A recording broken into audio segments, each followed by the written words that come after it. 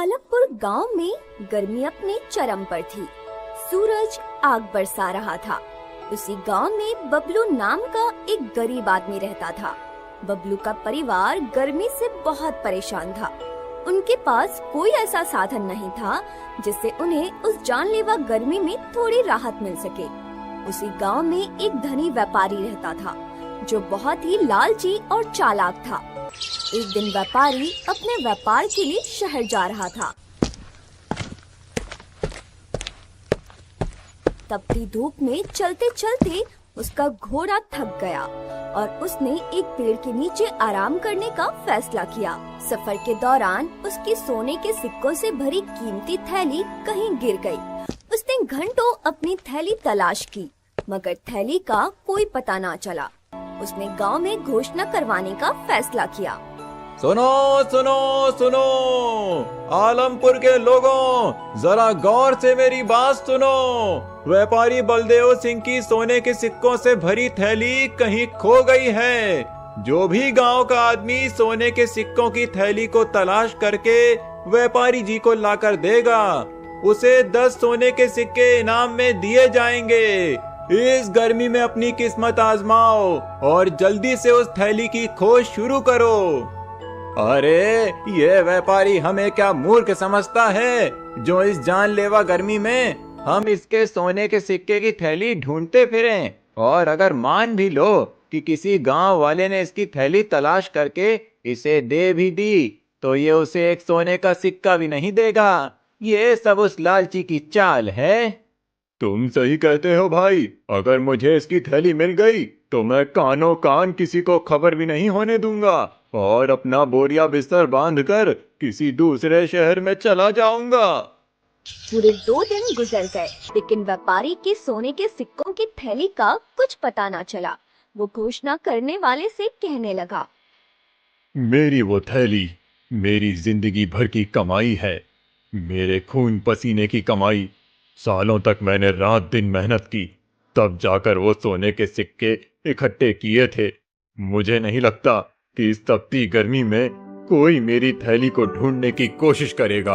अगर किसी को थैली मिल गई और उसने ईमानदारी से लौटा दी तो मैं उसे एक सोने का सिक्का दे ही दूंगा, उसकी मेहनत का। लेकिन अगर किसी ने चालाकी करने की कोशिश की तो मैं उसे बख्शूंगा नहीं।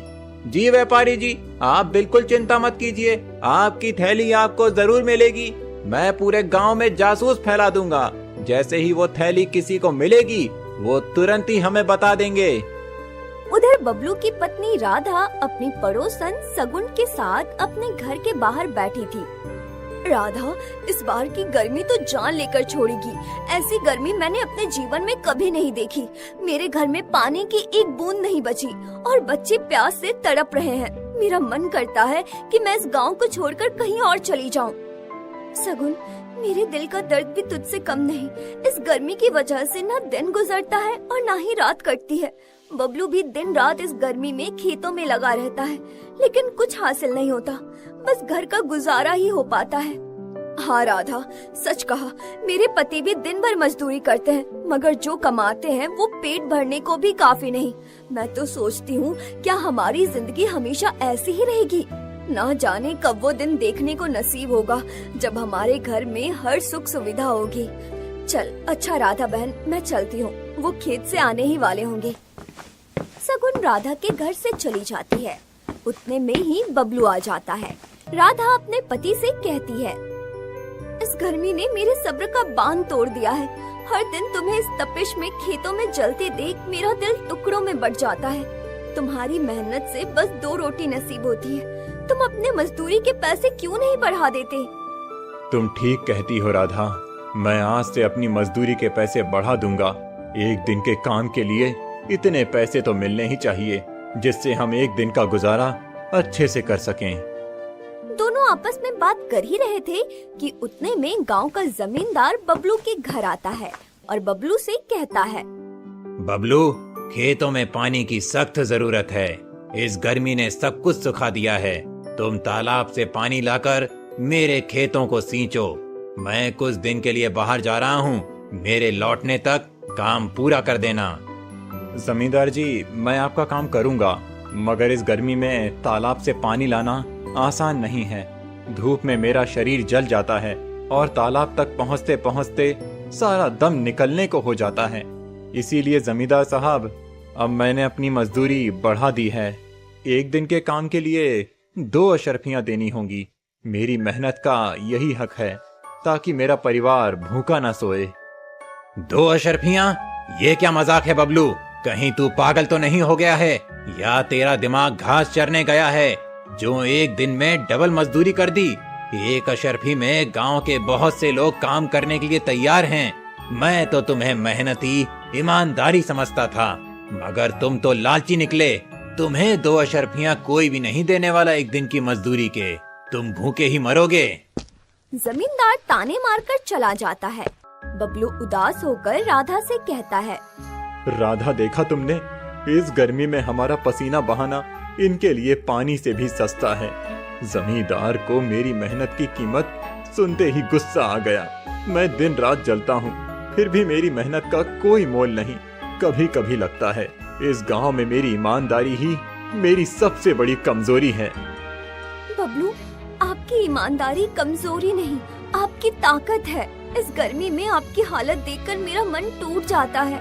आप बिल्कुल भी चिंता मत करो, मैं आपके साथ हूँ। राधा, तुम्हारा साथ ही मेरा हौसला है। अब से 2 अशर्फियां ही लूंगा, चाहे कोई काम कराए या ना कराए। इतना कहकर बबलू तपती धूप में काम की तलाश में निकल पड़ता है। रास्ते में कुएं के पास उसकी नजर एक चमकती थैली पर पड़ती है। वो उसे उठाता है और देखता है कि उसमें सोने के सिक्के भरे हुए हैं। सिक्के देखकर बबलू का दिल जोर जोर से धड़कने लगता है। फिर वो सोचने लगता है, ये सिक्के किसकी जिंदगी की कमाई है? इस गर्मी में इसे खोने वाला कितना बेचैन होगा। अगर मैं इसे रख लूं तो शायद हमारी गरीबी मिट जाए, मगर मेरे मन का सुकून हमेशा के लिए चला जाएगा। ईमानदारी मेरा सबसे बड़ा गहना है और इसे मैं किसी कीमत पर नहीं बेचूंगा। मुझे ये थैली इसके मालिक तक पहुंचानी होगी। फिर बबलू सोने के सिक्कों की थैली लेकर अपने घर पहुंच जाता है। राधा देखती है कि बबलू कुछ परेशान है, तो वो उससे पूछती है, क्या हुआ जी? आप तो काम ढूंढने गए थे, तो फिर इतनी जल्दी क्यों लौट आए? इस गर्मी ने तुम्हें और कमजोर कर दिया है या कोई और बात है? मेरा दिल बेचैन हो रहा है, बताओ ना। राधा, गर्मी ने नहीं बल्कि मेरे मन ने मुझे बेचैन कर रखा है। रास्ते में मुझे ये सोने के सिक्कों से भरी थैली मिली है। ये किसी की जिंदगी भर की मेहनत की कमाई है। इसे खोने वाला इस तपिश में कितना रोया होगा, ये सोचकर मेरा दिल कांप रहा है। जिस किसी की भी ये थैली है, मैं उसे ये थैली लौटा दूंगा, वरना मेरी आत्मा मुझे कभी माफ नहीं करेगी। ये आप क्या कह रहे हैं जी? पाई हुई चीज भी कोई वापस करता है क्या? अरे ईश्वर ने ये सिक्के हमारी गरीबी को देख कर दिए हैं। ये सोने के सिक्के हमारी जिंदगी बदल देंगे और हमें इस गरीबी से छुटकारा मिल जाएगा। अब और नहीं जीना मुझे ऐसी जिंदगी जहाँ हर चीज को तरसना पड़ता है। लेकिन राधा, हम किसी दूसरे का धन कैसे रख सकते हैं? पता नहीं उस आदमी ने ये सोने के सिक्के किस काम के लिए रखे हों। क्या पता वो अपनी बेटी की शादी का सामान लेने जा रहा हो और ये सिक्के की थैली उसकी जेब से निकलकर गिर गई हो। राधा, कुछ भी हो सकता है, इसीलिए मेरा दिल नहीं मानता कि मैं इन सिक्कों को अपने पास रख लूं। अगर तुम ये थैली उस आदमी को लौटाना चाहते हो तो लौटा दो, लेकिन मेरी एक शर्त है। अगर 7 दिन के अंदर तुम्हें पता चल जाता है कि ये सिक्के किसके हैं, तो तुम उसे लौटा देना। अगर 7 दिन के अंदर पता नहीं चलता है, तो फिर इन सिक्कों पर हमारा अधिकार हो जाएगा। ठीक है राधा, मैं 7 दिन तक इंतजार करूंगा। अगर इन सिक्कों के मालिक का पता चल जाता है तो मैं ये सिक्के उसे लौटा दूंगा। अगर पता नहीं चला तो जैसा तुम चाहो इन सिक्कों का इस्तेमाल कर सकती हो। अपनी पत्नी के कहने पर बबलू 7 दिन तक इंतजार करने लगता है। उधर कोई भी गांव वाला व्यापारी की थैली तलाश करके उसके पास नहीं जाता। इससे व्यापारी बहुत परेशान होता है। फिर वो घोषणा करने वाले को बुलाता है और उससे कहता है, ये क्या तमाशा है? क्या तुमने गांव में ढंग से घोषणा नहीं की? इस गर्मी में मेरी थैली कोई क्यों नहीं लौटाने आया? या किसी ने तलाश करने की कोशिश ही नहीं की, या फिर वो थैली किसी को मिल गई है और वो लौटाना नहीं चाहता है। वो सोने के सिक्कों की थैली मुझे हर हाल में चाहिए। अगर वो थैली नहीं मिली तो मैं बर्बाद हो जाऊंगा। व्यापारी जी, मैंने तो इस तपिश में भी गांव के हर कोने में ढिंडोरा पीट दिया था। मैंने कहा था कि थैली लौटाने वाले को 10 सोने के सिक्के इनाम में मिलेंगे। अब तक तो किसी ना किसी को आ जाना चाहिए था। तुम एक काम करो, इस बार दोबारा घोषणा करो और इस बार आधे सिक्के इनाम में देने की घोषणा कर दो। लेकिन व्यापारी जी, अगर आप आधे सिक्के इनाम में दे दोगे तो आपके पास क्या बचेगा? आपका तो उसमें कोई फायदा नहीं होगा। फायदा होगा। एक बार कोई सिक्के लेकर आए तो सही, मैं उस पर चोरी का इल्जाम लगाकर उसे एक सिक्का भी नहीं दूंगा। व्यापारी जी, आपके शातिर दिमाग की जितनी तारीफ करें उतनी कम है और किसी को कुछ देना भी नहीं पड़ेगा। अब तुम ज्यादा देर मत लगाओ, जल्दी से गांव में घोषणा कर दो कि सिक्के वापस करने वाले को आधे सिक्के मिलेंगे। व्यापारी के कहने पर वो आदमी घोषणा करने निकल पड़ता है। सुनो सुनो सुनो, आलमपुर के लोगों, मेरी बात कान खोलकर सुनो। व्यापारी जी के सोने के सिक्कों की थैली कहीं खो गई है। जो भी थैली को तलाश करके व्यापारी जी को लौटाएगा उसे 10 नहीं बल्कि आधे सोने के सिक्के मिलेंगे। ये मौका बार बार नहीं आता है। इस गर्मी में जल्दी अपनी किस्मत आजमाओ और थैली को ढूंढकर व्यापारी जी को लौटा दो। उसके बाद तुम माला माल हो जाओगे। सुनो सुनो सुनो। घोषणा करने वाले की आवाज बबलू के कानों तक भी पहुंच जाती है।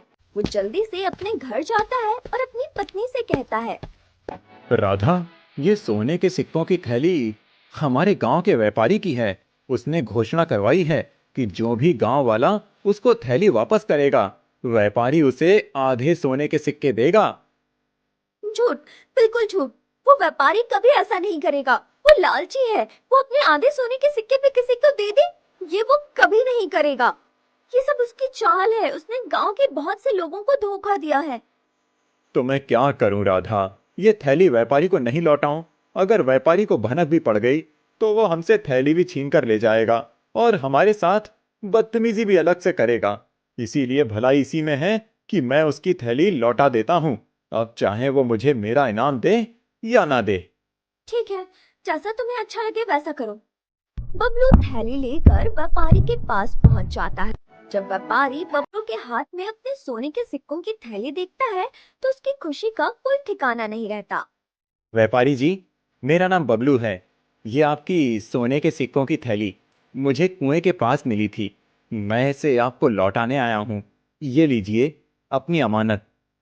मैंने तो मान लिया था कि अब मुझे मेरी थैली नहीं मिलेगी और मैं बर्बाद हो जाऊंगा, लेकिन तुमने मेरी थैली लौटाकर मेरा व्यापार बचा लिया। कल मेरे व्यापार का सामान आने वाला है। व्यापारी ये कह ही रहा था कि वो सोचने लगा। अब ये बबलू मुझसे अपना इनाम मांगेगा, लेकिन मैं इसे ऐसा सबक सिखाऊंगा कि ये अपना इनाम मांगना भूल जाएगा। ये सोचकर व्यापारी सोने के सिक्के गिनने लगता है। फिर बबलू से कहता है, इस थैली में 100 सोने के सिक्के थे, लेकिन इसमें तो अब 85 सिक्के मौजूद हैं। मुझे लगता है कि तुमने अपना इनाम पहले ही निकाल लिया। चलो अच्छा किया, वैसे भी मुझे तुम्हारा इनाम तो देना ही था। व्यापारी की ये बात सुनकर बबलू घबरा जाता है और व्यापारी से कहता है, आप ये क्या कह रहे हैं व्यापारी जी? इस थैली में 100 नहीं बल्कि 50 सोने के सिक्के थे। जब मुझे थैली मिली थी तो मैंने खुद अपने हाथों से सिक्के गिने थे। तुम्हारे कहने का क्या मतलब है कि हम झूठ बोल रहे हैं और हम तुम्हारा इनाम नहीं लौटाना चाहते? नहीं व्यापारी जी, ऐसी बात नहीं है। तो फिर कैसी बात है? या फिर मेरे साथ चालबाजी कर रहा है और मुझसे डबल इनाम लेना चाहता है? व्यापारी जी, ये आप क्या कह रहे हैं? मैंने इस थैली से एक सिक्का भी नहीं निकाला है। अगर मैं चोर होता तो ये थैली आपको लौटाने ही क्यों आता? इस गर्मी में मैंने अपनी जान जोखिम में डालकर ये थैली आपको लौटाई है। मैं इस गांव का नामी व्यापारी हूं और तुम जानबूझकर मुझे बदनाम करने की कोशिश कर रहे हो। अब मैं तुम्हारी शिकायत राजा से करूंगा।